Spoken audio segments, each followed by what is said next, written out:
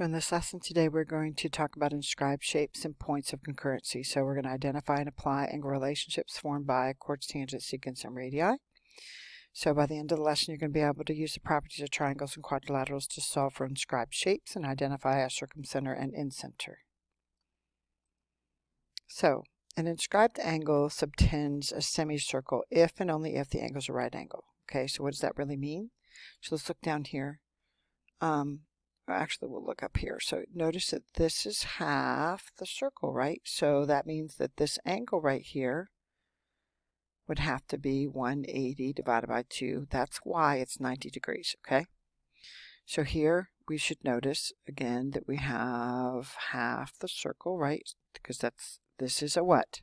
Diameter, right? So if that's 180 right there, then the angle that is being subtended by that must be 90, okay? So it says find the three angles of the inscribed triangle. Okay, so that's 90, angle R.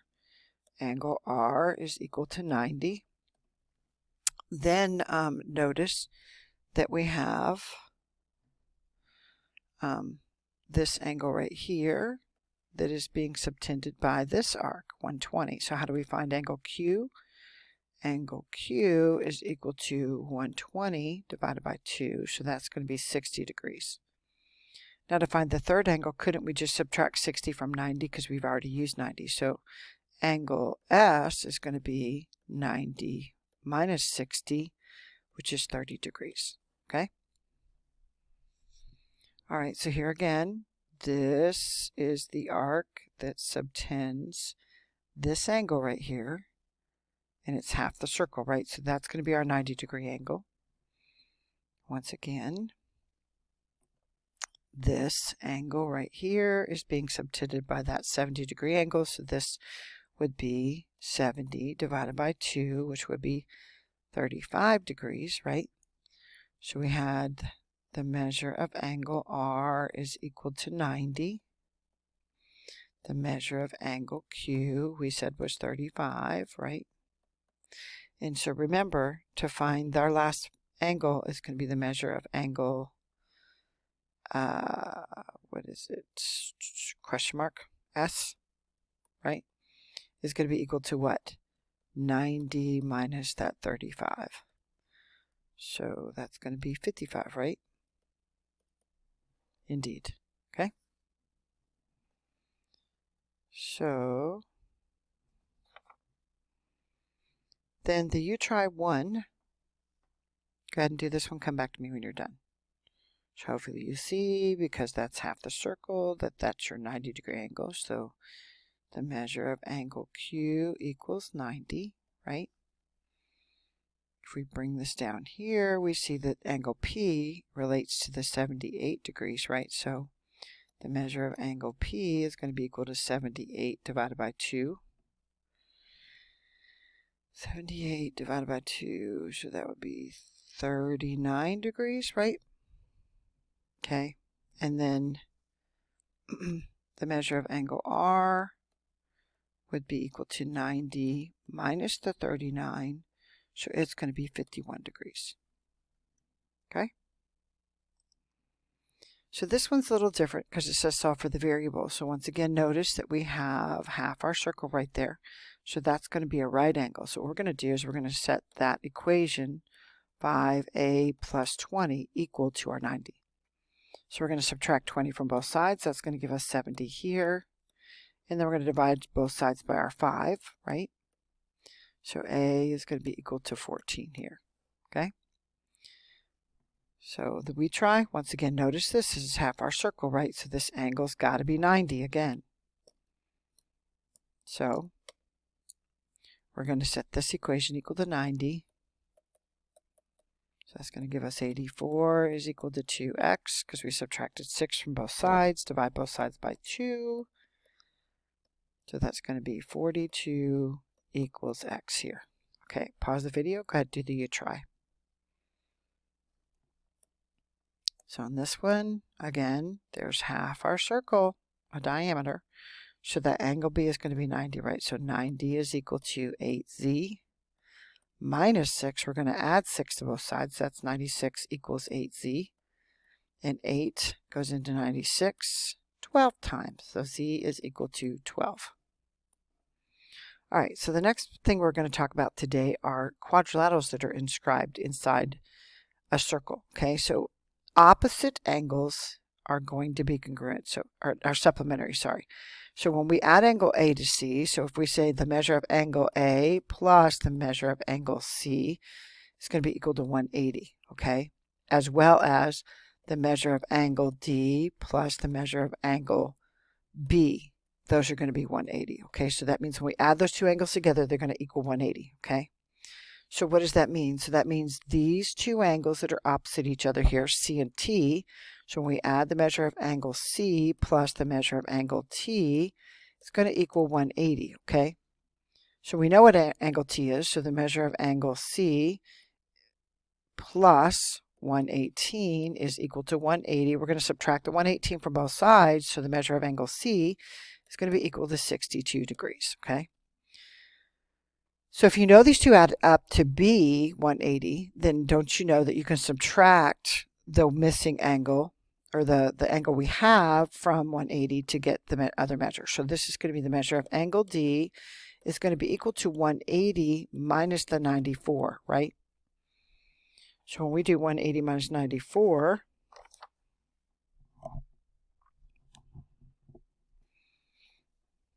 that means the measure of angle D is going to be 86 degrees, okay?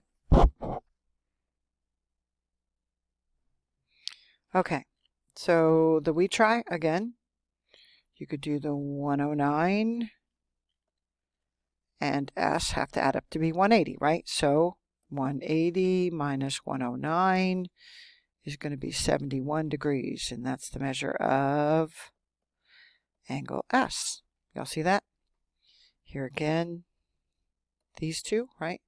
So 180 minus 70 is 110. That's going to be the measure of angle T, right? Okay, do the last one.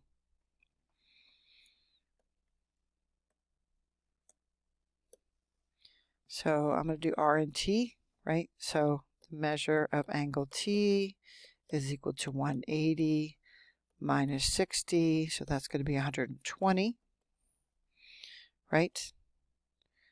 Then notice these are opposite each other, so the measure of angle S is equal to 180 minus 71, and that's going to be 109. Okay, makes sense, everybody? Okay, so now this one's a little harder because we're going to have to add the opposite angles together and set them equal to 180, right? So we're going to do 6b plus 20 plus 3b plus 25, and that's going to be equal to our 180. So we're going to combine our like terms here. That's going to be 6 and 3 is 9, so that's 9b. And then we're going to do the 20 plus the 25, so that's plus 45. And that's equal to 180. We're going to subtract the 45 from the 180. So when we subtract the 45 from the 180, we get 9b is equal to 135. Then we divide both sides by our 9, right? So b is equal to 13. Now, to solve this problem, we found the value of b, right? Now we have to plug it back in. So let's figure out what J, K, and G are, and then we'll figure out the rest. So the measure of angle J is equal to 6 times 13 plus 20. You can put that right in your calculator. So that's 98 degrees, isn't it? Okay, then I'm going to go the measure of angle K. This one is going to be 10 times 13. That's 130 minus 69. So that's 61 degrees. Again, put that right in your calculator. The measure of angle G is equal to 3 times 13. That's 39 plus 25, and that's equal to 64 degrees. Now, to find our final angle, we have to notice that those are opposite each other, right? So what was K? So we're going to do 180 minus the measure of angle K, right? So that's going to be 180 minus the 61. So this angle right here is going to be 119 degrees. And that's going to be the measure of angle K.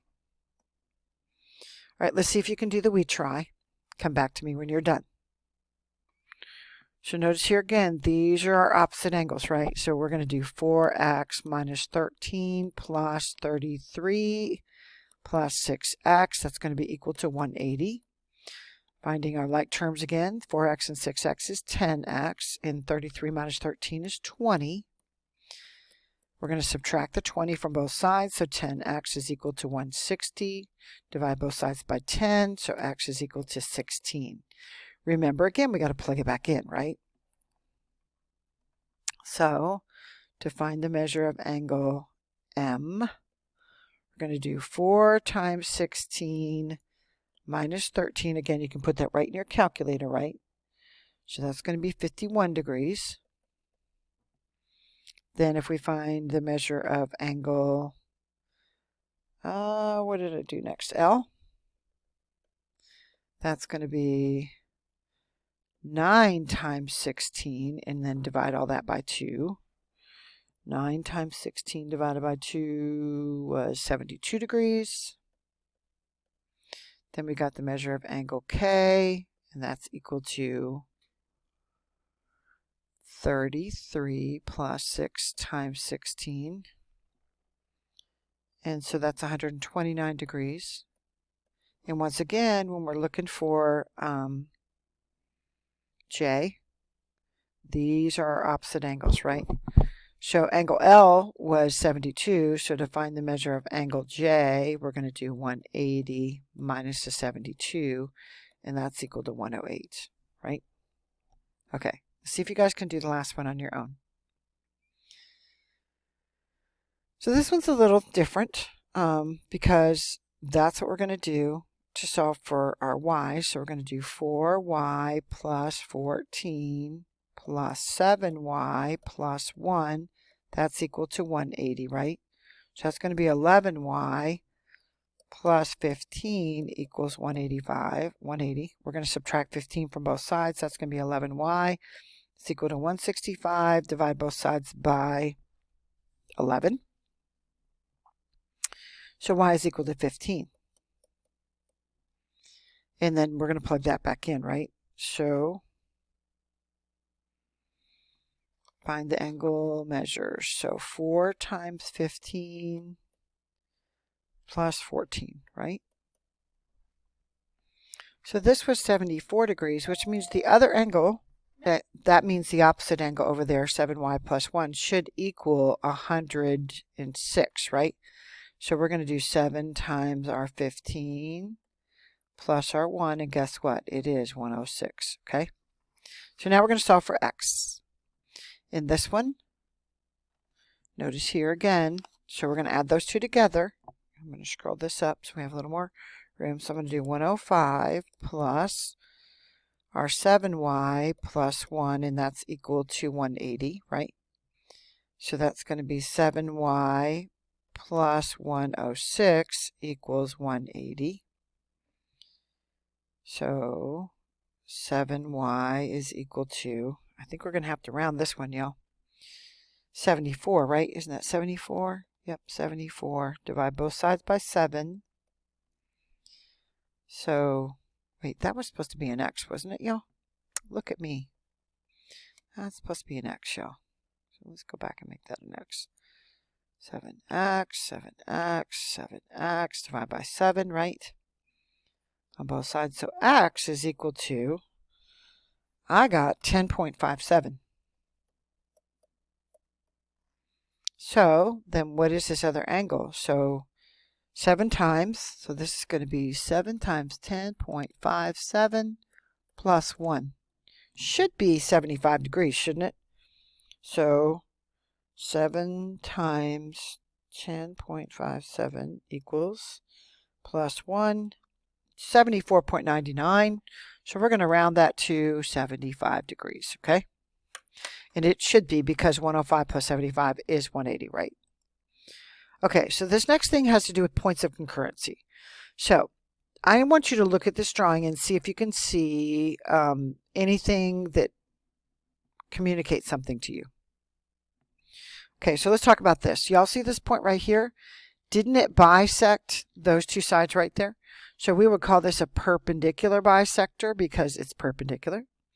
Notice here again, these sides are congruent and this is congruent. So that's again a perpendicular bisector right there. This part is congruent with that part. So there's a midpoint. So again, it's a perpendicular bisector. Okay. So now, the segments bisect the what? The sides, don't they? Okay. And all vertex are equidistant from the center. Now, how do I know that? What would we call these right here?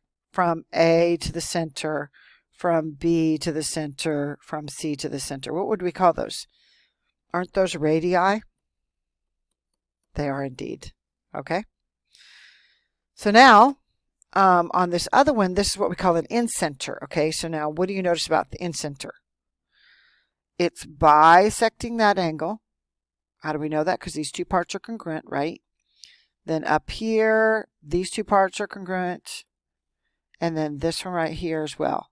So it's each of these segments are bisecting the angles. So that's how you get an incenter, is you bisect the angles.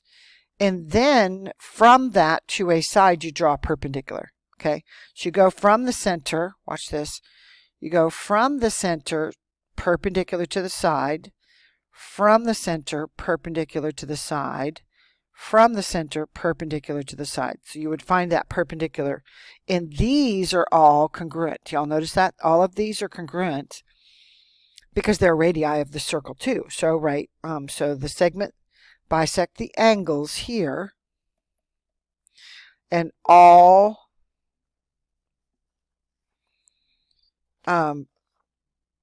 perpendicular lines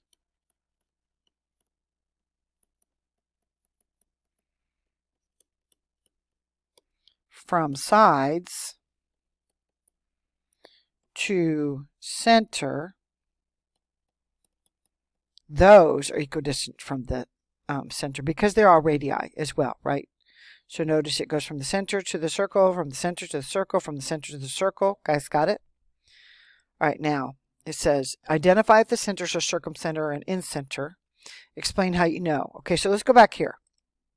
This is the way I remember. So if I'm looking at this and I draw a circle outside and get if it's outside, it's a circumcenter. If I draw the circle outside, because that's where my radii are. If I draw the circle on the inside, it's my incenter. So let me show you this. Okay, so if we draw, what is going to be equal lengths here? Do you guys notice? These are all the same length, right? So if I draw my circle inside here, that's going to be an incenter, right? And why? Because we have angle bisectors. So think inside the triangle, in center, okay? This one over here now, once again, look at this. So these are where these are going to be the same length, right? These are what?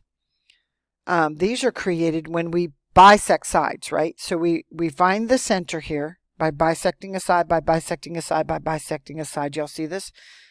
Midpoint right there. 1, 2, 3, 1, 2, 3. So midpoint right there. 1, 2, 1, 2. So midpoint right there. Y'all see that? So when we draw those perpendicular bisectors, that's what they're called, then we get our center. So this time, guess what? The circle would be out here. Not the best circle, but you guys get the picture, right? So this is called the circumcenter. So just remember, an incenter's inside the triangle, a circumcenter's outside the triangle, okay? So it says, how do you explain if it's a circumcenter or incenter? Here we have perpendicular bisectors, right? Of sides, perpendicular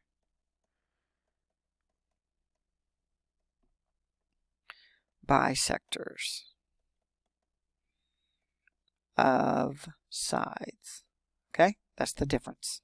Okay.